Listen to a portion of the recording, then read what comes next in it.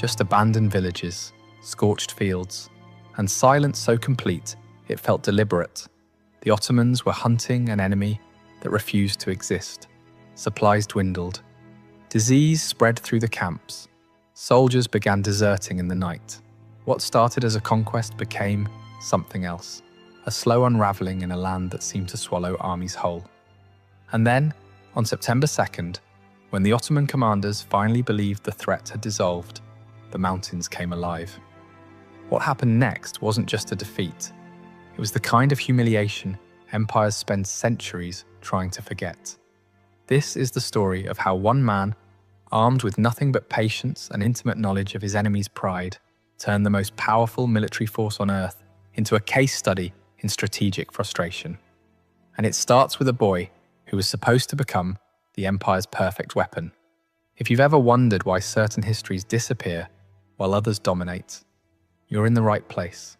Crimson historians excavate what the world buried. Missionary letters, Ottoman archives, forgotten testimonies. Every like, every subscription exposes another humiliation empires tried to erase. 1443. 20 years before the trap closed, a child, maybe 8 years old, walks through the gates of the Ottoman imperial court in Edirne. His name is Gjergj Kastrioti, son of an Albanian lord, and he's been taken, not kidnapped, traded. This was the Devshirme system, a policy so methodical it barely qualified as cruelty.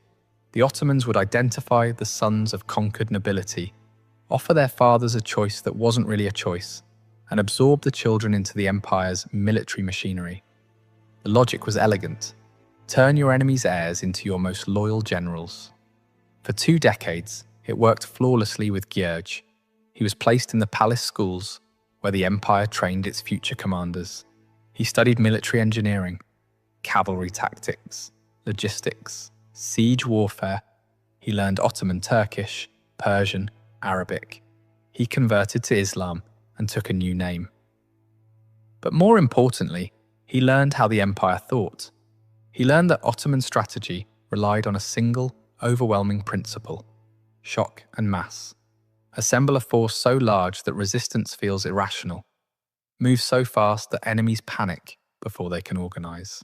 Create the impression that opposition is futile, and then watch most conflicts resolve themselves before a single arrow is fired. The system worked because most enemies believed in it. By his mid-20s, Gjergj, now called Skanderbeg, Lord Alexander, was commanding Ottoman armies. He led successful campaigns in Anatolia, in the Balkans. His reputation reached the Sultan's inner circle.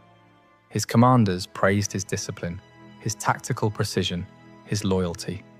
And then in November 1443, during a messy skirmish against Hungarian forces near Niš, Skanderbeg and 300 Albanian cavalry under his command simply left. No announcement, no dramatic speech. One moment they were part of the Ottoman line, the next they were gone. The empire had spent 20 years sharpening a weapon, teaching it every vulnerability in their system, every pattern in their thinking, every assumption they made about loyalty and control. And now that weapon was walking away, carrying 2 decades of their secrets with him. What Skanderbeg understood, what the Ottomans would take years to realize, was that the Devshirme system had a fatal flaw. It assumed that loyalty could be manufactured through education and opportunity. It assumed that a boy taken from his family would forget where he came from. But Skanderbeg never forgot. He just learned to hide that memory behind perfect obedience until the moment obedience was no longer useful. The Ottomans had created their own enemy. They had given him access to their war rooms, their strategy sessions, their internal debates about where the empire was strong and where it was brittle. They had shown him how decisions moved through the command structure, how supplies were allocated, how intelligence was gathered and analysed. And most critically, they had taught him to think like an Ottoman general, which meant he knew exactly how an Ottoman general would respond to any given situation. This wasn't just defection. This was the exploitation of a systemic vulnerability the empire didn't know it had. The Ottomans had built a machine for turning conquered children into loyal commanders. But they had never considered what would happen if one of those commanders decided the machine itself was the enemy. Skanderbeg didn't just reject the empire, he understood it so completely that rejection became a form of weaponized knowledge. What happened next reveals something essential about how Skanderbeg operated. He didn't attack the Ottoman fortress at Kruja, he walked through the front gate. Skanderbeg had spent years inside Ottoman administrative systems. He knew how orders moved, how documents were sealed, how governors verified commands. So he forged a letter. The document claimed to be from Sultan Murad II himself, ordering the governor of Kruja to surrender the fortress to Skanderbeg immediately. The forgery was so precise, right ink, correct phrasing, authentic seal, that the governor never questioned it. He simply obeyed, without siege engines, without casualties. Without even raising suspicion until it was too late, Skanderbeg took control of Albania's most strategically important fortress. The Ottomans lost the position not because their defences failed, they lost it because someone understood their bureaucracy better than they did. This wasn't just deception. This was institutional knowledge turned against the institution. Skanderbeg knew that the Ottoman Empire, for all its military power, ran on paperwork, on chains of command, on the assumption that certain documents carried unquestionable authority. He knew that a governor stationed in a remote fortress wouldn't have regular contact with the Sultan's court. That verification would take weeks. That by the time anyone realized the order was fake, it would be too late to matter. He knew all of this because he had been part of the system that created these vulnerabilities. The empire's size, which was supposed to be its strength, required layers of bureaucratic trust, and trust, Skanderbeg understood, could be manufactured. When Sultan Murad II learned what happened, the response was immediate. An army was dispatched. Not for negotiation, for erasure. The Battle of Torviol, June 1444. Ottoman forces, estimated between 25,000 and 40,000 soldiers, marched toward Kruja, expecting to crush a minor rebellion in a matter of days. Skanderbeg had maybe 8,000 fighters, mostly light infantry, no siege equipment, no cavalry reserves. Standard military doctrine said this was suicide. Skanderbeg did something the Ottomans never anticipated. He used their own tactics against them. He positioned his smaller force in terrain the Ottoman cavalry couldn't easily maneuver through. Then he staged a false retreat, a classic Ottoman maneuver, drawing the heavy cavalry into overextension.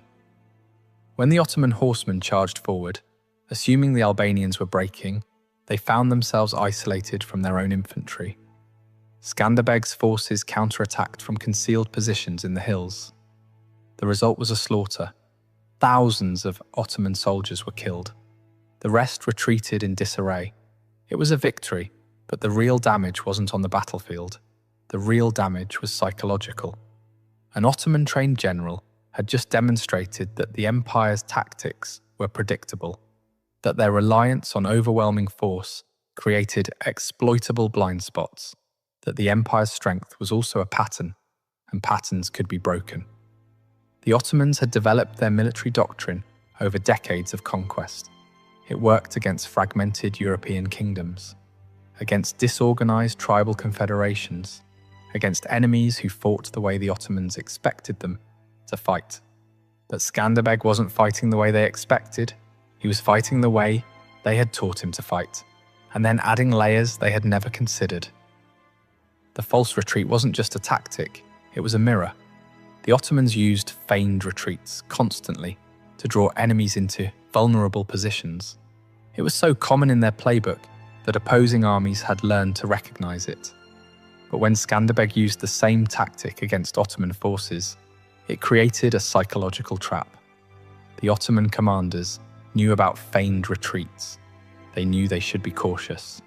But they also knew that recognizing and exploiting an enemy's broken morale was how battles were won.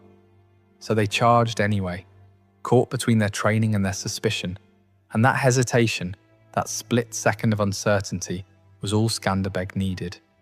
He wasn't just defeating an army, he was defeating a doctrine. And that's what made Torviol so devastating. It wasn't about the casualties, it was about what those casualties represented. The Ottoman military system had been revealed as something that could be studied, understood, and systematically exploited by someone who knew it well enough. For the next 13 years, the Ottomans and Skanderbeg fought a war that barely resembled war. There were no grand battles, no sieges that lasted months, no dramatic field engagements where fate was decided in a single afternoon. Instead, there was erosion. Ottoman armies would enter Albania with 30,000, 50,000, sometimes 70,000 soldiers. They would march toward key positions, set up camps, prepare for confrontation, and Skanderbeg would dissolve. His forces would fragment into small mobile units that struck supply lines, ambushed patrols, and vanished before reinforcements arrived. The Ottomans would control territory during the day and lose control of it at night. There was no front line, no army to pin down, no single target the empire's overwhelming power could crush. This wasn't guerrilla warfare as desperation. This was guerrilla warfare as doctrine. And it made the Ottomans look impotent. Sultan Mehmed II, the man who conquered Constantinople, who broke the Byzantine Empire, who was being called the Conqueror across 3 continents, took this personally. In 1457, he assembled one of the largest invasion forces the Balkans had ever seen. Over 80,000 soldiers, experienced generals, Mehmed's own nephew commanding cavalry divisions, and Skanderbeg's nephew, Hamza Kastrioti, who had defected to the Ottomans and now stood ready to destroy his uncle's rebellion. This wasn't a punitive expedition. This was a statement. The army entered Albania in late spring, and for months they found exactly what previous invasions had found. Nothing. Villages abandoned before the Ottomans arrived, fields burned, wells poisoned, no supplies to seize, no populations to intimidate, no enemies to engage. The army was immense and completely useless.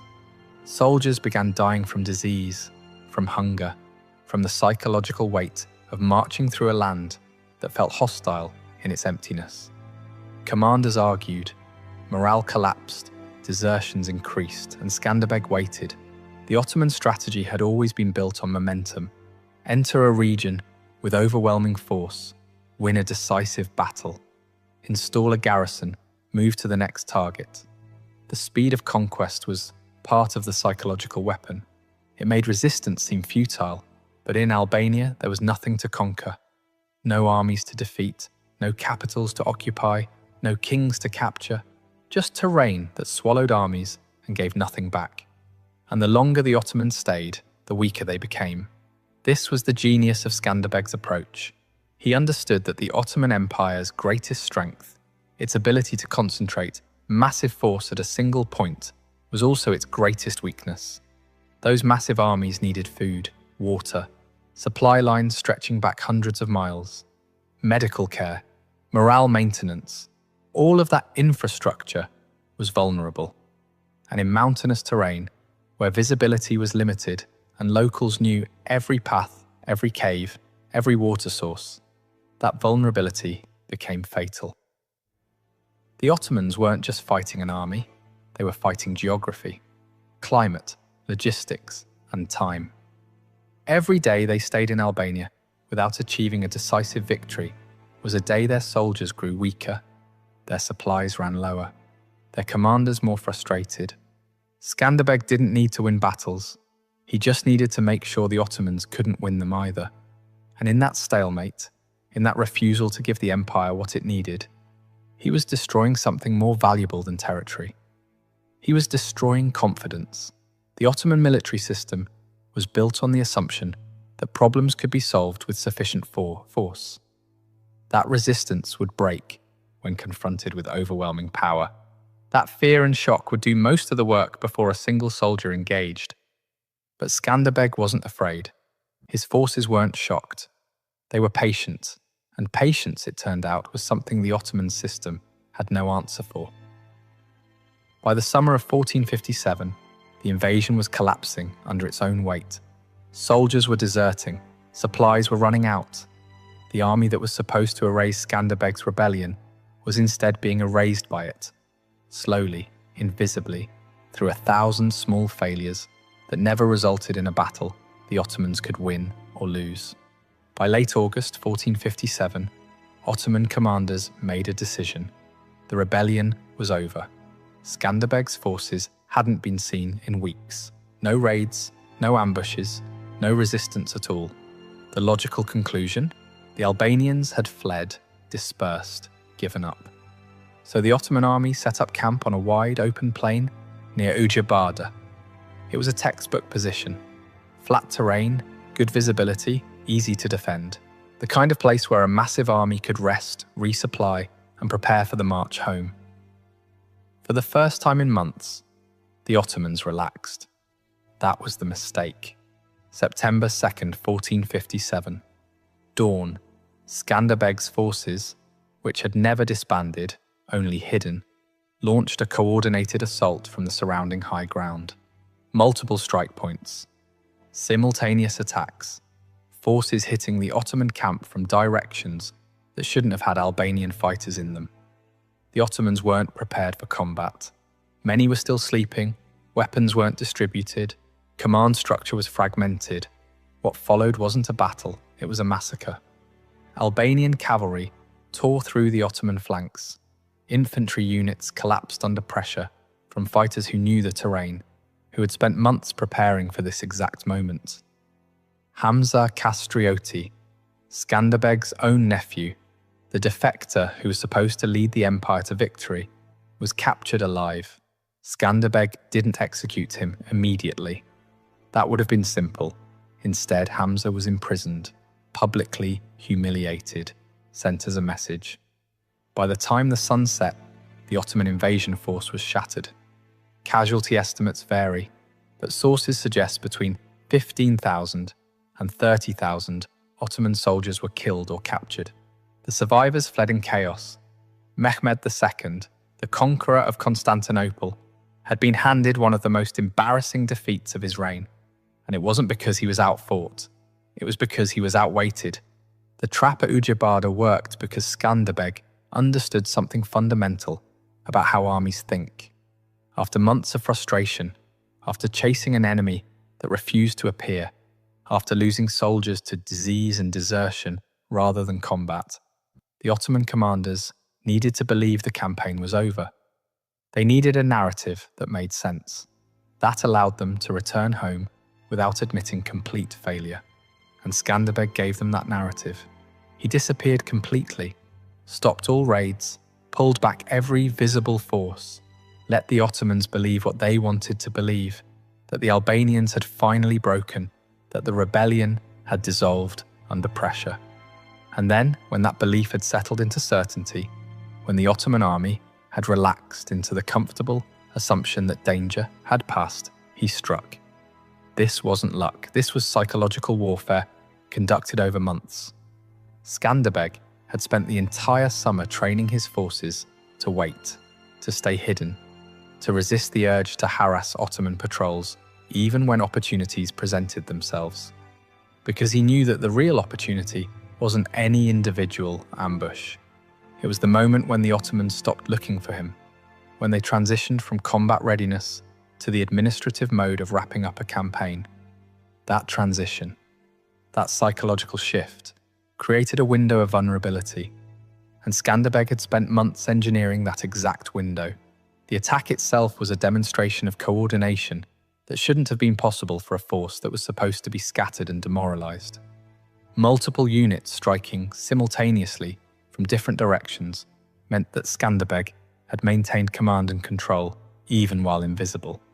That his forces had been positioned, supplied, and briefed without the Ottomans noticing any of it.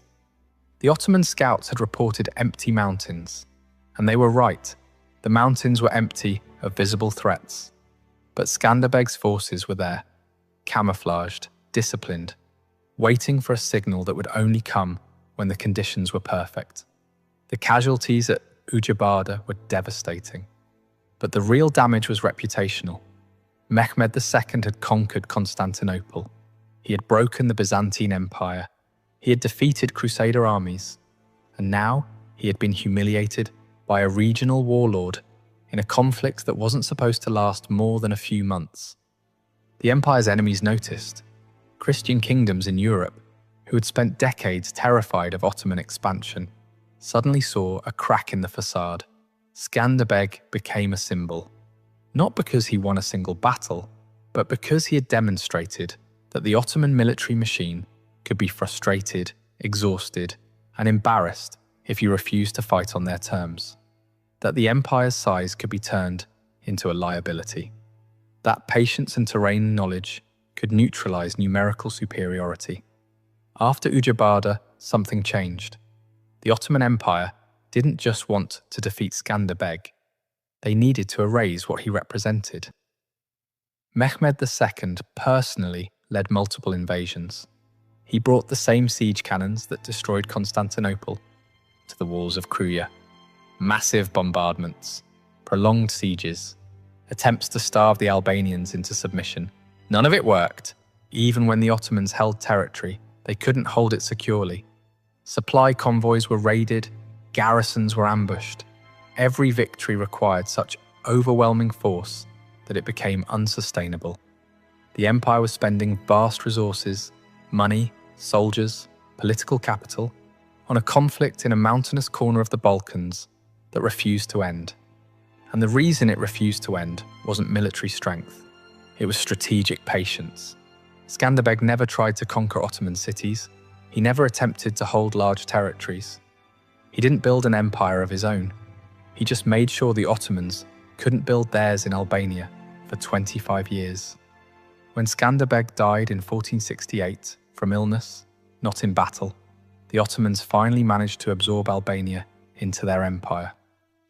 But the cost was staggering. Decades of campaigns, thousands of soldiers, entire generations of commanders who learned that overwhelming force doesn't matter if your enemy refuses to let you use it. The humiliation wasn't in any single defeat. It was in the fact that the Ottoman Empire, the most powerful military force of the 15th century, had been dragged into fighting one man's war on his terms for a quarter century, and never found a way to make him stop.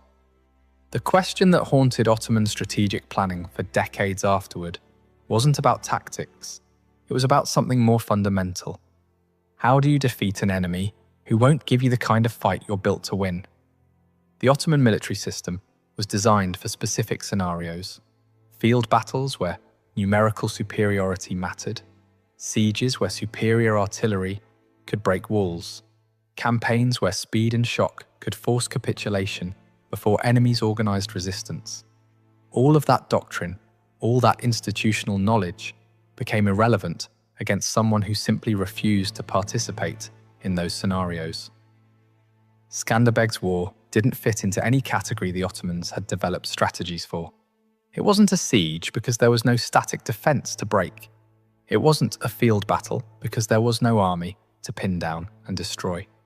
It wasn't a rebellion because there was no political structure to negotiate with or decapitate.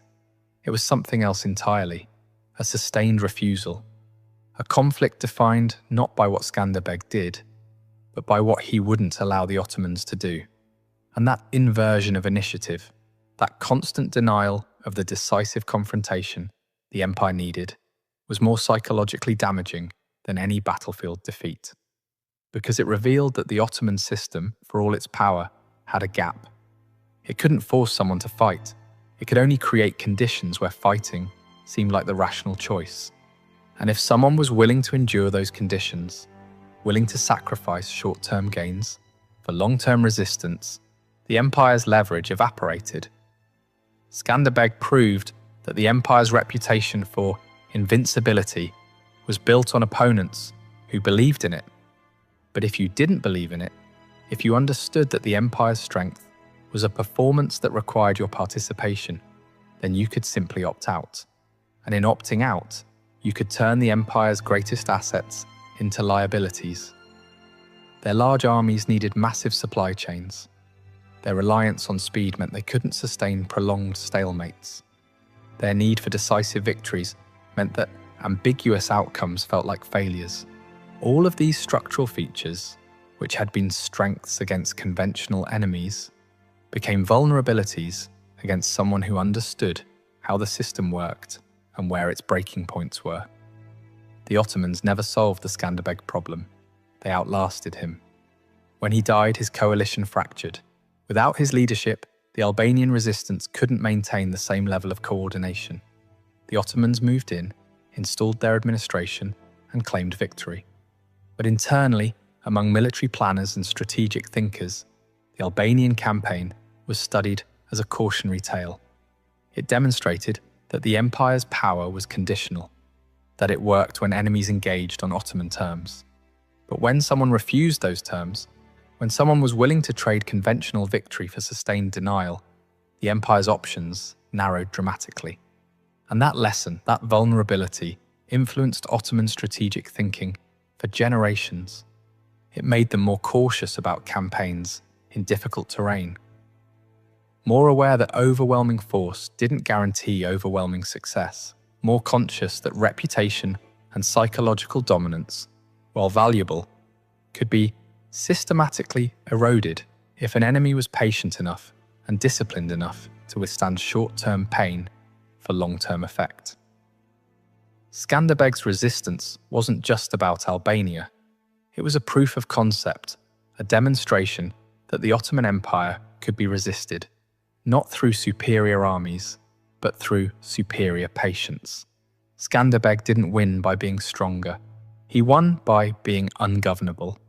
He understood something most of his contemporaries didn't, that the greatest weakness of an empire built on absolute power is that it can't function when someone refuses to acknowledge that power.